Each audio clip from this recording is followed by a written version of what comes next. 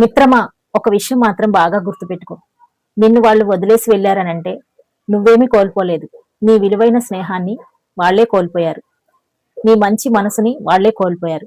ఈ రోజుల్లో ఎప్పుడూ కూడా ఒకదానికన్నా ఇంకొకటి బెటర్ గా అనిపించినప్పుడు చాలా మంది ఇలాంటి తప్పులు చేస్తూ ఉంటారు. ఇప్పటికైనా వాళ్ళ నిజ స్వరూపం నీకు తెలిసినందుకు సంతోషపడు. బ్రేకప్ అయిందని నీ జీవితాన్ని బ్రేక్ చేసుకోకు. 3 పాయింట్స్ ని గనక మనం గుర్తు పెట్టుకున్నామంటే ఇలాంటి బ్రేకప్స్ నుంచి మనల్ని మనం కాపాడుకోవచ్చు. అనవసరమైన నిర్ణయాలు తీసుకోకుండా చాలా మంది అయితే సూసైడ్ వరకు కూడా వెళ్ళిపోతూ ఉంటారు ఫ్రెండ్స్. అలాంటి పిచ్చి ఆలోచనలు చేయకుండా ఉండాలి అని అంటే 3 విషయాల మీద మనం ఫోకస్ పెట్టాలి. Number 1, focus your self.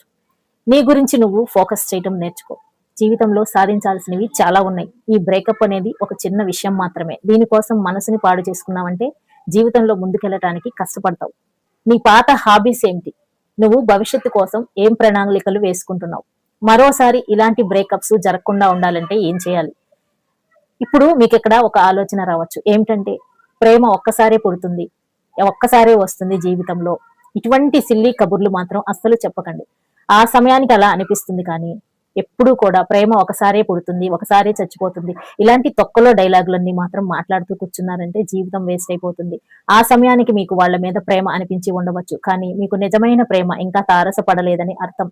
మీకు ఎప్పుడైతే నిజమైన ప్రేమ మీకు లభిస్తుందో దాని నుంచి బ్రేకప్ అవ్వదు. వాళ్ళు ఎప్పటికీ కట్ చేయరు, మిమ్మల్ని వదులుకోరు.